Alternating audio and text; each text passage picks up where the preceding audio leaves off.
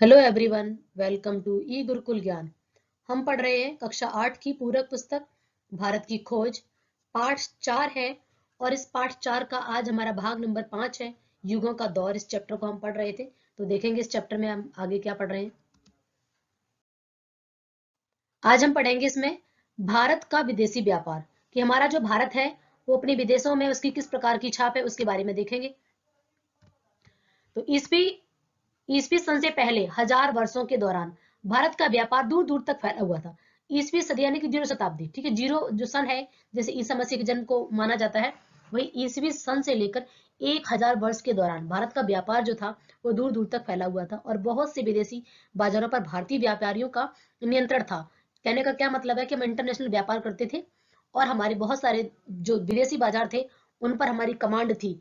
मतलब हमारा जो व्यापार था, आप यहाँ चित्र में देख रहे हैं सिल्क को, कॉटन को, तो ये हमारा जो कॉटन और सिल्क और साथ ही साथ जो हमारे मसाले थे, इनका व्यापार भारतीय लोग बहुत दूर दूर तक करते थे। पूर्वी समुद्र के देशों में तो उनका प्रभुत्व ही था, उधर वह भूमध्य सागर तक भी फैला हुआ था। यानी कि पूर्वी समुद्री जो आप देखते हो कि हमारा जो भारत है, प्रायद्वीपी पठार, जैसे आप देखते हो प्रायद्वीपी जो है, और मतलब 3 ओर से जो घिरा हुआ है समुद्र से, हिंद महासागर, बंगाल की खाड़ी, अरब सागर। तो यहाँ समुद्र के रास्ते से भारत जो था वो दूर दूर तक अपना बिजनेस उसने फैला रखा था। उधर भूमध्य सागर तक फैला हुआ था, क्योंकि समुद्र के रास्ते माल को आसानी से ले जाया जा सकता है और सस्ता भी पड़ता था। और भारत 3 ओर से घिरा हुआ पानी से, ये भी एक कारण था। भारत में बहुत प्राचीन काल से कपड़े का उद्योग विकसित हो चुका था। मतलब बहुत पुराने समय से ही भारत का जो व्यापार था वो विकसित हो चुका था, ठीक है। और क्या कह रहे हैं कि भारतीय कपड़ा दूर दूर तक देशों में जाता था। भारत के कपड़े की डिमांड इतनी ज्यादा थी कि वो दूर दूर तक जाता था। रेशम कपड़ा भी यहाँ काफी समय से बनता रहा, लेकिन वह शायद उतना अच्छा नहीं होता जितनी चीनी रेशम, जिसका आयात ईसवी पूर्व 4वीं शताब्दी से किया जाने लगा। यानी हम यहाँ ईसवी सन की बात कर रहे हैं, प्रथम। लेकिन यहाँ ईसा मसीह के जन्म से 4वीं शताब्दी पूर्व ही रेशम का व्यापार होने लगा था। और क्या बता रहे हैं कि हमारा जो कॉटन था वो सिल्क के मुताबिक बहुत ज्यादा अच्छा था। कॉटन की डिमांड ज्यादा थी, सिल्क हमारा उतना अच्छा नहीं था। सिल्क में, रेशम में कौन आगे था हमसे? चाइना हमसे आगे था। और ये जीके में भी क्वेश्चन आता है कि रेशम बनाने की जो कला है, रेशम बुनकर जो है, वो चाइना में बहुत पहले ही आ चुके थे, हमने उनसे ही सीखा है। इंक, पेपर, सिल्क, ये कुछ है। तो चाइना हमसे सिल्क में आगे था, कॉटन में हम भारतीय आगे थे। रेशम का उत्पादन भी हमने किया है, लेकिन कॉटन के मुताबिक उतना नहीं है। कॉटन ज्यादा हमारा अच्छा था, और इस प्रकार से हमारा जो प्रभुत्व था बाकी देशों में फैल चुका था। अब क्या बताया जा रहा है? बाद में विकास किया, मतलब सिल्क पहले अच्छा नहीं था, हमने उसको बाद में इंप्रूव कर लिया, बहुत अच्छा कर लिया, लेकिन बहुत नहीं, उतना नहीं कर पाए जितना कॉटन में कर लिया। कपड़े को रंगने की कला में उल्लेखनीय प्रगति हुई, और पक्के रंग तैयार करने की तरीके खोज निकाले गए कि कपड़ा को किस प्रकार से, यानी कि जो कपड़े बनाए जाते थे, कॉटन कपड़े, उनको जो उनमें रंगाई होती है, छपाई होती है, उस रंगने की कला को बहुत ही अद्भुत ढंग से उसका विकास किया गया। उसमें ढेर सारी में तरक्की मिली, और पक्के रंग कैसे तैयार किए जाते हैं ये भी हमने खोज निकाला। इनमें से एक नील का रंग था, जिसे अंग्रेजी में इंडिगो कहते हैं। यह शब्द इंडिया से बना है, और अंग्रेज में यूनान के माध्यम से आया है अंग्रेजी में। तो यहाँ पर क्या बताया जा रहा है कि इंडिया से क्या बना? इंडिगो, जो यूनानी भाषा अंग्रेजी में, ठीक है। अंग्रेजी में आप देखते हैं ना कि जो हमारी इंग्लिश लैंग्वेज है, तो अंग्रेजी में यूनान के माध्यम से भारत में इंडिगो, यानी कि इंडिया जो नाम है वो किसकी देन है? हिंदुस्तान किसकी देन है? भारतीय किसकी देन है? तो भारत के नाम जब इतिहास में पढ़ते हैं ना कि किस प्रकार से अंग्रेजों के द्वारा, ठीक है, ये जो इंडिया पड़ा है, तो इंडिगो इंडिया से बना है। इंडिगो मतलब नीले रंग, जैसे भारत में नील क्रांति जो आप पढ़ते हो, नीली क्रांति, तो नील क्रांति यानी कि उस समय बहुत ज्यादा नील की खेती करवाई जाती थी, अंग्रेज जबरदस्ती हमसे खेती कराते थे, उससे हमारी फसल बहुत बंजर हो जाती थी, बहुत नुकसान होता था, लंबा समय लगता था। और जो इंडिगो मतलब कि नील तैयार करता था, तो वो भी काफी, मतलब इंसान जो जो भी हमारे यहाँ लेबर वगैरह लगाए जाते थे, उनको भी बहुत सारी बीमारियां हो जाती थी। तो ये एक तरीके से बहुत ज्यादा इफेक्ट पड़ रहा था। हम पहले अपने उस हिसाब से करते थे, लेकिन अंग्रेज जबरदस्ती करवाते थे। तो इस वजह से ये आगे आप पढ़ेंगे, नील विद्रोह हिस्ट्री में पढ़ेंगे। तो यहाँ पर ये बताया गया कि किस प्रकार से कॉटन पर जो हम रंग करते थे वो हमने काफी अच्छी प्रगति उसमें कर ली थी। साथ ही साथ उसमें से खास नाम लिया गया नील की, क्योंकि नील का जो रंग था वो बहुत ज्यादा, व्हाइट कपड़े जो कॉटन के कपड़े होते थे वो बहुत अच्छे लगते थे इंडिया के, स्पेशली इंडिया की बात हो रही है, और उसको नाम दिया गया था इंडिगो। ईसवी सन के आरंभिक शताब्दियों में भारत के रसायन शास्त्र का विकास हुआ, और देशों की तुलना में शायद अधिक हुआ। भारत में जो हम केमिस्ट्री पढ़ते हैं, ठीक है, फिजिक्स, केमिस्ट्री और बायो, ठीक है, जो साइंस है हमारी, तो प्रथम शताब्दी के आसपास रसायन शास्त्र का यानी कि केमिस्ट्री का विकास हुआ, और देशों की तुलना में शायद कुछ ज्यादा ही विकास हो गया था। भारतीय प्राचीन कला से ही फौलाद के उताव ताव देना जानते थे। यहाँ पे एक वर्ड आया कि भारतीय जो थे प्राचीन काल से, यानी कि बहुत पहले ही, अगर आपको याद होगा कि हमने इसमें पिछले चैप्टर्स में पढ़ा था, 4th चैप्टर के कुछ पार्ट जो स्टार्टिंग के पार्ट है उसमें भी देखा था कि भारत में किस प्रकार से जो वर्ग थे वो अपने पेशे से जाने लगे, जैसे बढ़ई, लोहार, सुनार, है ना, राजगिरी, मिस्त्री जो थे। तो ये क्या करते थे, कुछ जगह जो हाथ का हुनर था वो एक समुदाय इकट्ठा करते, धीरे धीरे वो गांव बन जाता था और उनका एक समुदाय बन जाता था। जैसे वो लोहार बन गए, जैसे वो बढ़ई बन गए, जैसे वो मिस्त्री बन गए, हाथ का काम करने वाले, ठीक है। तो यहाँ पर भी क्या है कि भारत जो था वो रसायन शास्त्र में बहुत आगे निकल गया, और साथ ही साथ उसने क्या किया कि जो फौलाद से ताव देने का, आपको 7th क्लास की पोएम भी याद होगी, फौलादी है वाहें अपने, फौलादी है सीने, हम चाहे तो पैदा कर दे चट्टानों में राहें, साथ ही हाथ बढ़ाना। याद आया 7th क्लास की पोएम बसंत में जो हमने पढ़ी थी? तो वहां पर भी आपको याद होगा फौलाद का अर्थ है लोहे की तरह मजबूत, यानी आपको लोहा स्तंभ दिख रहा है ये। तो लोहा जो आज भी आप देखते हो कि जो लोहार होते हैं वो आग में लोहे को गर्म करते हैं, और जब गर्म हो जाता है तो उनको ताव देना, मतलब उनको अलग अलग आकार देना, जैसे खुरपी बनाना, जैसे फावड़ा बनाना, जैसे अलग अलग प्रकार के औजार बनाना। तो वही बताया जा रहा है कि हमारे यहाँ का जो लोहा था उस लोहे से बहुत सारे औजार बनाए जाते थे। भारतीय फौलाद और लोहे की दूसरे देशों में बहुत कद्र की जाती थी। मतलब भारत के द्वारा जो लोहे से औजार बनाए जाते थे, जो वस्तुएं बनाई जाती थी कॉटन की तरह, उन लोहे के बनाया हुआ सामान उसकी भी बहुत ज्यादा कद्र होती थी।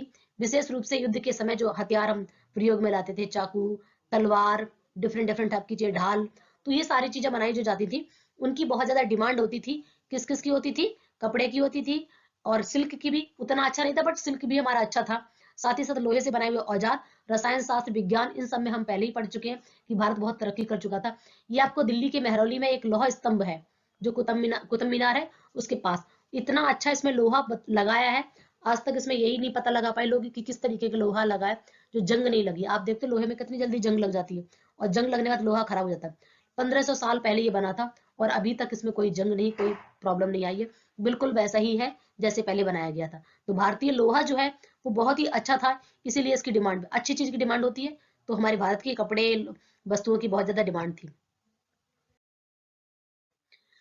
भारतीयों को और बहुत सी धातुओं की जानकारी थी और इनका इस्तेमाल किया जाता था औषधियों के लिए। धातुओं के मिश्रण तैयार किए जाते थे। हम योग शास्त्र में, रसायन में, औषधियों में विश्व गुरु कहलाते हैं। औषधि और योग आपने देखा ना, योगा, जो योगा है, हम योगा प्राणायाम करते हैं तो भारत इसमें विश्व गुरु कहलाता है। भारत में ही औषधि विज्ञान का चरक वगैरह के जो हम 3rd चैप्टर में पढ़ चुके हैं, सुश्रुत और चरक का नाम पढ़ चुके हैं कि किस प्रकार भारत जो है औषधि विज्ञान का जनक कहा जाता है।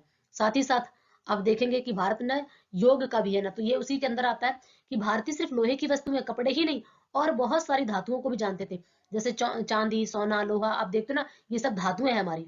तो आप बहुत सारी ऐसी दवाइयां बनती हैं जिसमें चांदी की भस्म और सोने का भी वो डाला जाता है। तरह तरह की धातुओं को भस्म के रूप में, भस्म मतलब क्या था, सूखा पाउडर बनाना। तो जड़ी बूटियों के साथ में औषधियों का इस्तेमाल, औषधियों में उन धातुओं का भी मिश्रण किया जाता था। मतलब एक सब मिला दे, मिश्रण का मतलब मिक्सचर तैयार किया जाता था, उसको सुखा कर, ड्राई करके, सूखा रोस्ट करके, मतलब उसको पेस्ट बनाया जाता था, उसका सूखा पाउडर बनाया जाता था, उसकी सिरप बनाई जाती थी। किससे? औषधियों से। आप घरों में भी देखते हो कि हमारे भारतीयों में दादी नानी के नुस्खे बड़े आजमाए जाते हैं और काफी कारगर भी होते हैं। आसव और भस्म बनाना ये लोग खूब जानते थे। आसव मतलब होता है ये लिक्विड वाली दवाई, ठीक है। जैसे आप इसमें देख रहे हो ना कि किस प्रकार से पत्तियों को डाल दिया है, फूलों को डाल दिया है, इनके रस से, ठीक है। जैसे आप देखो ना कि किसी चीज को हम भिगो देते हैं तो उसका जो उसमें अर्क होता है वो पूरा आ जाता है। तो अर्क जो है, यानी कि फूलों और पत्तियों से जो हम जड़ी बूटियों से सिरप तैयार करते हैं, और भस्म तो हम जानते हैं कि जड़ी बूटियों को जलाकर या सुखाकर जो पेस्ट, सूखा बना लेते हैं, पाउडर बना लेते हैं। तो ये सब हमारी औषधि में, आप औषधि लेने जाएंगे यानी कि जो आप आयुर्वेदिक दवाई लेने जाएंगे, हम एलोपैथी खाते हैं, आयुर्वेदिक खाते हैं, एलोपैथी और होम्योपैथी खाती है। तो होम्योपैथी और एलोपैथी वो अलग है, लेकिन आयुर्वेदिक जो हमारी जड़ी बूटियां जैसे तुलसी से और तरह तरह की चीजों से बनाई जाती है। तो औषधि विज्ञान में बहुत ज्यादा विकसित हो चुका था। नालंदा विश्वविद्यालय में पढ़ चुके थे इस प्रारंभ में, और कौन सा पढ़ चुके थे उससे पहले भी?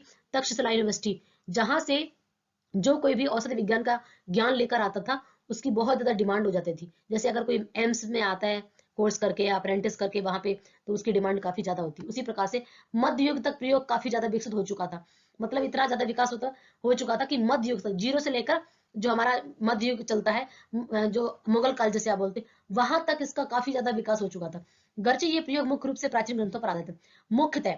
हालांकि गर्चे मतलब हालांकि ये जो हमने आविष्कार किया है एक तरीके से, ये औषधि विज्ञान और इन सब का, ये चीजें हमने नई नई प्राचीन ग्रंथ जो हमारे पास है, जैसे अथर्ववेद आप पढ़ेंगे, ठीक है, ऋग्वेद पढ़ेंगे, सामवेद पढ़ेंगे, तो अथर्ववेद में ऑलरेडी पहले से ये सारी चीजें दी गई है।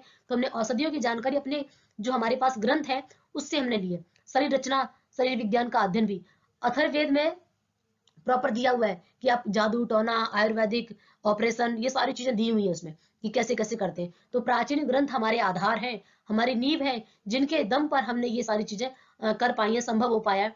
तो उसमें जैसे आजकल ऑपरेशन करना, सारी चीजें, ये सब हमने अपने वेदों से सीखा है। हार्वे से बहुत पहले रक्त संचार की बात सुझाई जा चुकी थी। हार्वे यहाँ पर एक इतिहासकार है, उन्हें बता रहे हैं कि हार्वे ने जब बाद में बताया कि ये जो रक्त संचार है, बॉडी का जो नर्वस सिस्टम वगैरह है, वो सारी चीजें साइंस के बारे में बताया, ऑलरेडी पहले से ही भारत सब कुछ जानता था, इसके बारे में पहले ही बात हो चुकी थी। ये तो बाद में नाम है, दुनिया समझती हार्वे ने नहीं, ये चीजें हमारे औषधि विज्ञान के माध्यम से बायोलॉजी वगैरह पढ़ते हैं, तो वो सारे शरीर विज्ञान हम अध्ययन कर चुके, और इसका आधार हमारे ग्रंथ है। खगोल शास्त्र जो विज्ञानों में प्राचीनतम है। अगर विज्ञान की बात करें तो खगोल शास्त्र विज्ञान से निकला है, गणित और विज्ञान का एक तरीके से दोनों का कॉम्बिनेशन। गणित और विज्ञान जानने वाले खगोल शास्त्र का अच्छा ज्ञाता हो सकता है। तो विज्ञानों में प्राचीन है। सबसे पहले थर्ड चैप्टर में पढ़ा था कि किस प्रकार भारत का गणित जो है वो बहुत ज्यादा अच्छा था, फिर खगोल शास्त्र का ज्ञान किया, फिर ज्योतिष शास्त्र का ज्ञान आया। इस प्रकार से भारत अलग अलग प्रकार के नॉलेज जो है थी भारत के पास आती रही है। विश्वविद्यालयों के पाठ्यक्रम में नियमित विषय था, जैसे आप पढ़ते हो ना अभी Hindi, English, science, math, SST, वैसे ही अभी भी है बहुत सारे कॉलेज यूनिवर्सिटी में। तो अभी भी खगोल शास्त्र जो है, और फलित ज्योतिष, ज्योतिष एस्ट्रोलॉजर जो बनते हैं, ठीक है, उन सब के बारे में भी हमें पढ़ाया जाता था प्रॉपर एक सब्जेक्ट के रूप में। एक निश्चित पंचांग भी तैयार किया था। पंचांग जो आप देखते हो ना, पंडित जी की जो पत्रिका होती है, या फिर आप नॉर्मली जो कैलेंडर देखते हो, उसमें पंचांग होता है। पंचांग से आप ग्रह नक्षत्रों की गणना करते हो, और वो ज्योतिष शास्त्र उसी से आधार लगाया जाता है कि आपकी क्या राशि है, कौन सा राहु केतु बृहस्पति शनि मंगल, ये सब चीजें खगोल शास्त्र में होती है। वहां से यहाँ गणना करके तब ज्योतिष का पूरा ज्ञान हो जाता है। तो पंचांग तैयार करना, ज्योतिष का ज्ञान, खगोल शास्त्र का ज्ञान, ये भारत को बहुत पहले ही आ चुका था, काफी ज्यादा प्रचलित था, और अभी भी प्रचलन में है। हम आज भी राशियां वगैरह जो भी काम करते हैं, बच्चे का जन्म होता है, शादी होती है, मृत्यु होती है, हर समय ये हम तिथियां निकालना, गणना करना, कब कौन सी तिथि लग गई है, ये हमारे पंचांग बताते हैं, जो भारत ने बहुत पहले ही विकसित कर लिया था। समुद्री यात्रा पर निकलते थे, और उनके लिए खगोल शास्त्र का ज्ञान व्यवहारिक दृष्टि से बहुत ही सहायक हुआ। अब खगोल शास्त्र क्या है? नक्षत्रों की गणना करना, कि भाई अब जैसे आप हम साइंस में पढ़ते हैं, ज्योग्राफी में पढ़ते हैं कि अब ठंड आ गई है, जैसे सर्दी शीत ऋतु है, फिर ग्रीष्मकालीन अवकाश है, वो ग्रीष्मकालीन है, फिर ये वो ऋतु है, बसंत ऋतु आ गई सारी। तो इसमें क्या 24 घंटे पृथ्वी कैसे दिन रात बनाती है, कैसे सूर्य के चक्कर लगाती है, ये सब चीजें लगाने से पता चल जाता है कि अब रात होने वाली है कि दिन होने वाला है, कि 6 महीने की रात होगी, 6 महीने के, जैसे आप पोल पे पढ़ते हो, नॉर्थ पोल है ना, साउथ पोल, तो ये सारी चीजें खगोल शास्त्र का ज्ञान किया जाता है। ये जब समुद्र की यात्रा करने यात्री निकलते थे, जैसे वास्को डिगामा, कोलंबस वगैरह, ये भी एक नाविक थे, यात्री थे। तो ये जाहिर सी बात है, जब आपके पास कोई मोबाइल फोन, ये सब चीजें नहीं थी, तो कैसे पता लगाओगे? और खगोल शास्त्र का ज्ञान नहीं तो आपको कैसे पता चलेगा कि अब हम किस दिशा में जा रहे हैं, कौन सी राशि पड़ रही है, कितना दिन का समय होगा, कब रात होगी, कब दिन होगा। जैसे आप देखते हो ना कि सदन पे आपका क्या रहता है, 6 महीने की रात, 6 महीने का दिन। तो ये हमें बहुत ही ज्यादा कारगर निकला। खगोल शास्त्र का जो ज्ञात, जो जिसको नॉलेज होती थी, वो पता लगा सकता था कि अब गर्मी के बाद कौन सी ऋतु आएगी, सर्दी के बाद कौन सी ऋतु आएगी, वर्षा ऋतु कब आएगी।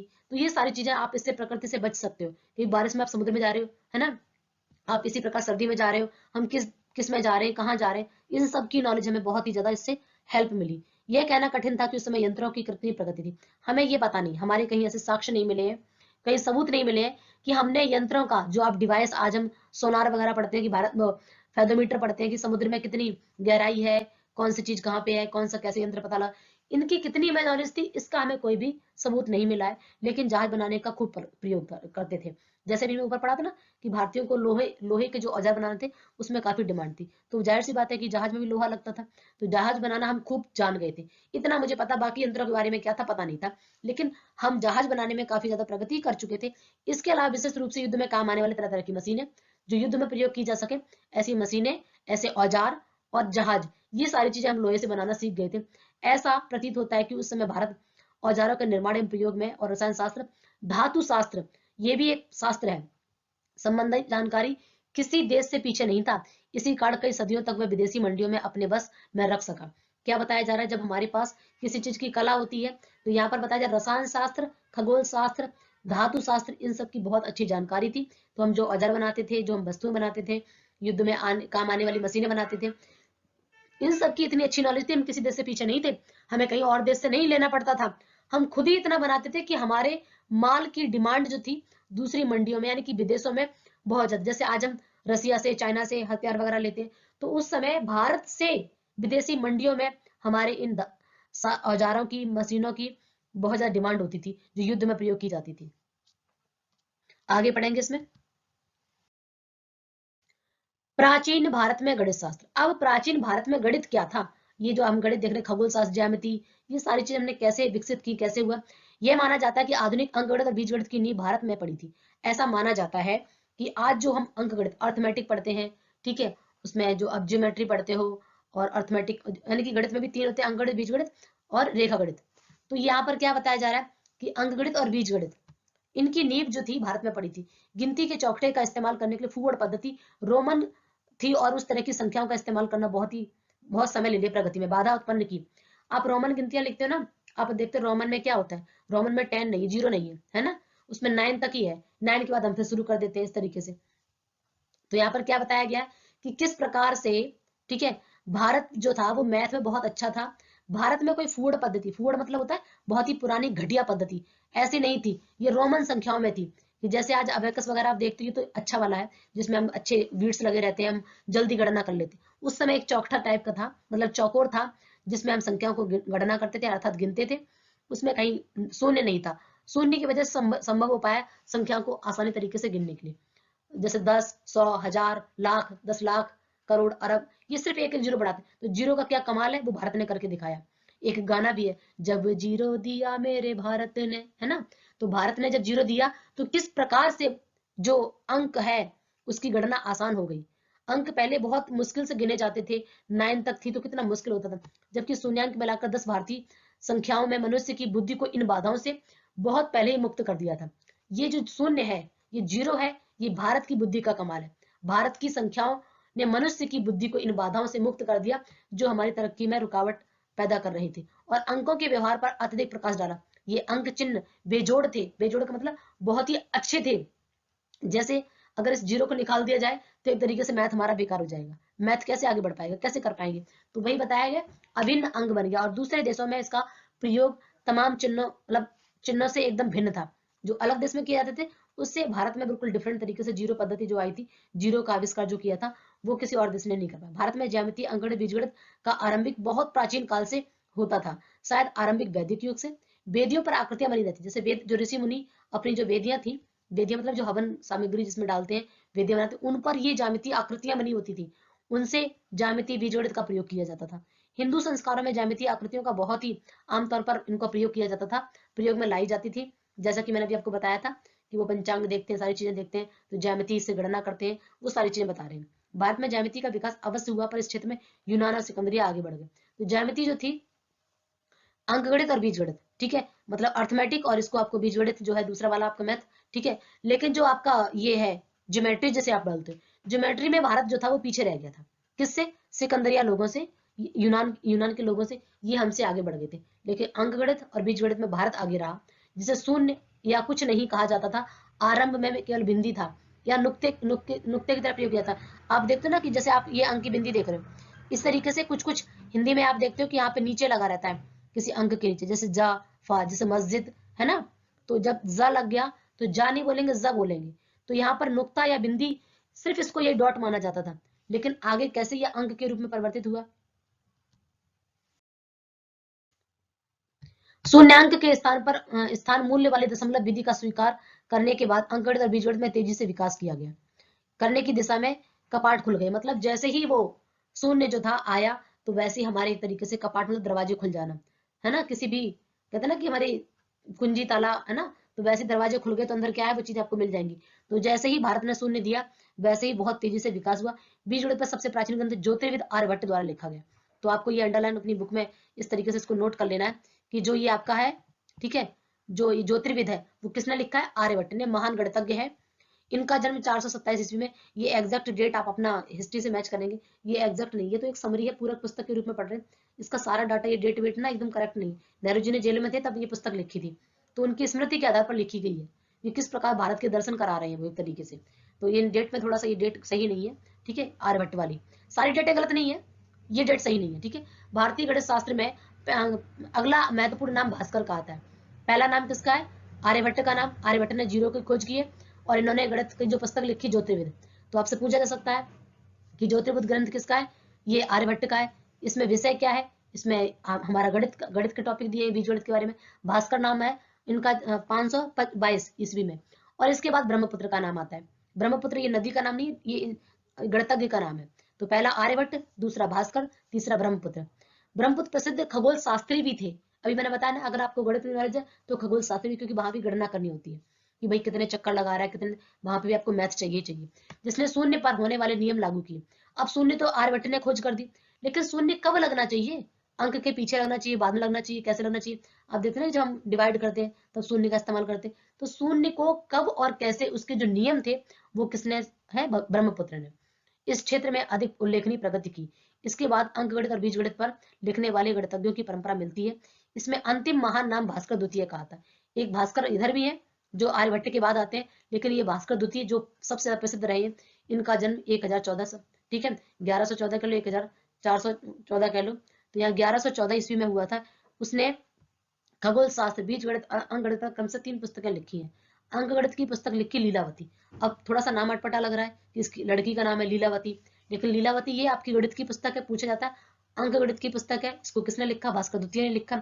अब ऐसा कहीं पर नहीं लिखा कि इन्होंने लीलावती नाम क्यों रखा गया। अनुमान ये लगाते हैं कि शायद इनकी पुत्री का नाम लीलावती रहा होगा, इसीलिए इन्होंने अपनी पुत्री के नाम पर इसका नाम रख दिया, ठीक है, लीलावती। गो की इसका कोई प्रमाण नहीं मिलता। हालांकि गो की मतलब हालांकि इसका कोई निश्चित प्रमाण नहीं है कि बेटी के नाम पे रखा या लीलावती इन्होंने क्यों रखा, कोई ऐसा प्रमाण नहीं मिलता। लेकिन संभवतः ऐसा हुआ होगा, ऐसा अनुमान लगा लेते हैं कि शायद इनकी पुत्री का नाम था लीलावती, इसीलिए उन्होंने इसका नाम लीलावती रख दिया। पुस्तक की शैली बहुत ही सरल और स्पष्ट है, छोटी उम्र के बच्चों को भी सिखाने में बहुत ही उपयुक्त है। इस पुस्तक का संस्कृत विद्यालय में अब भी बहुत हद तक अपनी शैली के कारण इस्तेमाल किया जाता है। इसका जो मैथ लगाने का जो तरीका है इसमें, वो बहुत ही अच्छा है, बहुत ही इफेक्टिव है। छोटे बच्चे भी आसानी से सीख सकते हैं, इसीलिए इसका अभी भी बहुत ज्यादा प्रयोग किया जाता है। 8वीं शताब्दी में खलीफा अल मंसूर के राज्यकाल में 753 से 774 ईस्वी में कई भारतीय विद्वान बगदाद गए। अब उस समय क्या था कि हम भारतीय जो थे, पहली से लेकर 9वीं शताब्दी तक, यानी 1000 ईस्वी तक के आसपास, ऐसा नहीं था कि हमने विदेशी व्यापार बहुत किया तो हम विदेशों में बहुत जाया करते थे। वहां के लोग हमारे यहाँ आते थे, है ना, हमारे विद्वान यात्री सब विदेशों में जाया करते थे। तो भारतीय विद्वान भी बगदाद चले गए, ईरान, इराक, बगदाद सब जगह गए। तो वहां पर अपने साथ वो पुस्तकें भी लेके गए, जिनमें खगोल शास्त्र और गणित की पुस्तकें भी थी, क्योंकि हम इनमें विकास कर चुके, तरक्की कर चुके थे। इनमें अरबी जगत में गणित शास्त्र, ज्योतिष शास्त्र के विकास को प्रभावित किया। अब वहां पर बगदाद में अरबी भाषा लोग जानते हैं, तो अरबी भाषा में हमारी गणित की पुस्तकें और खगोल शास्त्र, ज्योतिष विज्ञान, इनका अनुवाद किया गया। तो वहां पर भी बहुत ज्यादा विकास हुआ। वहां भारतीय अंक प्रचलित हुए, जो भारत में संख्या थी, जैसे आप देख रहे ना 1 2 3 4 5, इस प्रकार इनको ये अरबी भाषा में अलग अलग भाषाओं में क्या कर दिया, ये हिंदी की हमारी गिनती है, तो इनको अलग अलग भाषा में कन्वर्ट कर दिया गया, इनका ट्रांसलेट कर दिया गया, क्योंकि वो लोग यही भाषा जानते थे, अरबी भाषा जानते थे, यूनानी, यहूदी, इन सब के लिए, ठीक है। तो बगदाद उस समय विद्या अध्ययन का केंद्र बड़ा था। यूनान और यहूदी विद्वान यहाँ पर एकत्र होकर एक साथ यूनानी दर्शन, ज्यामिति और विज्ञान लेकर आए थे। मध्य एशिया में स्पेन तक सारी इस्लामी दुनिया पर बगदाद का संस्कृति प्रभाव महसूस किया जा रहा था। और अपना अरबी अनुवादों के माध्यम से भारतीय गणित का ज्ञान इस व्यापक क्षेत्र में फैल रहा था। कहने का क्या मतलब है कि मुस्लिम जो अरब कंट्री के लोग थे, बगदाद वहां शिक्षा का केंद्र था एक तरीके से। तो यहाँ पर भारत के जो विद्वान गए, उन्होंने क्या किया, इनको अलग अलग भाषा में कन्वर्ट कर दिया, जैसे यूरोपियन भाषा में, अरबी भाषा में, इटैलिक भाषा में, अलग अलग भाषाओं में। तो क्या हुआ कि हमारे हिंदी तो नहीं जानते थे लोग, लेकिन अरबी जानते थे, फारसी जानते थे। तो इससे क्या उन लोगों ने, इसका विकास हुआ, उसका खूब प्रचार प्रसार हुआ, भारत के गणित का, खगोल शास्त्र का, ज्योतिष विज्ञान का, इन सब का। और वहां पर वो एक विद्यालय में एज ए सब्जेक्ट गणित को अच्छे से पढ़ाया जाने लगा। अरबी जगत से एक नया गणित संभव स्पेन से मूल विद्यालय में, ये मूल विद्यालय तक पहुंच गया अरबी जगत से, यानी कि अरब कंट्री से जो बगदाद वगैरह था, उनसे वो मूल विद्यालय तक पहुंच गए, विश्वविद्यालय तक पहुंच गए, यूरोपीय देशों में पहुंचा और यूरोपीय गणित की नींव पड़ी हुई थी। और यूरोपीय लोग पहले से वो जो पढ़ते थे फूड पद्धति वाली, यूरोप में इन अंकों का विरोध किया गया क्योंकि वो अपनी अपनी उस पद्धति, पुरानी पद्धति, बेकार घटिया पद्धति पर सीख रहे थे। तो उन्होंने स्टार्टिंग में इसका बहुत विरोध किया। जो भारत की जीरो लगाकर ये संख्या जो हम पढ़ते हैं, इसका प्रारंभ में बहुत ज्यादा विरोध किया गया, पर इनके आमतौर पर प्रचलन में कई 100 वर्ष लग गए। मतलब उन्होंने जल्दी से एक्सेप्ट नहीं किया, लगभग कई 100 वर्ष लगा दिए, तब जाके एक्सेप्ट किया कि हाँ यही मैथ सही है और ऐसे ही करना चाहिए, क्योंकि अपनी फूड पद्धति से वही वही पुरानी पद्धति से वो काम कर रहे थे। इनका सबसे पहला प्रयोग, इनकी जानकारी मिलती है 1034 के आसपास, ठीक है, 1133-34 में सिसिली के एक सिक्के में मिला। सिसिली एक जगह है जहां पर एक सिक्का मिला, तब पता चला कि इस प्रकार ये लोग भी इस तरीके के मैथ का प्रयोग करने लगे। ब्रिटेन में इसका पहला प्रयोग 1490 ईस्वी में मिला। अलग अलग जगह पर सिसिली में 1134 में, जबकि ब्रिटेन में 1490 में। और भारतीय बहुत पहले ही प्रथम शताब्दी के आसपास से सीखना शुरू कर दिया था उन्होंने। इस प्रकार से आज हमने ये जो अपना स्लाइड थी गणित के बारे में, खगोल शास्त्र के बारे में, इन सब के बारे में जान लिया। यहाँ पर हमारे कुछ कठिन शब्दार्थ हैं जिनको मैंने आपके लिए रखा हुआ है, तो आप अच्छे से वीडियो को पॉज करके इनको पढ़ लें, अपनी कॉपी में नोट डाउन कर दें। और अगर आपका कोई भी डाउट है या आपको अच्छा लग रहा है तो प्लीज लाइक करें और कमेंट सेक्शन में जरूर लिखें कि मैम आपको क्या, मतलब आपको क्या अच्छा लगा जो मैं आपके साथ मेहनत कर रही हूँ। तो आप प्लीज एक बार लिखो और मुझे बताओ कि आपको अच्छा क्या लग रहा है हमारे पढ़ाए हुए तरीके में।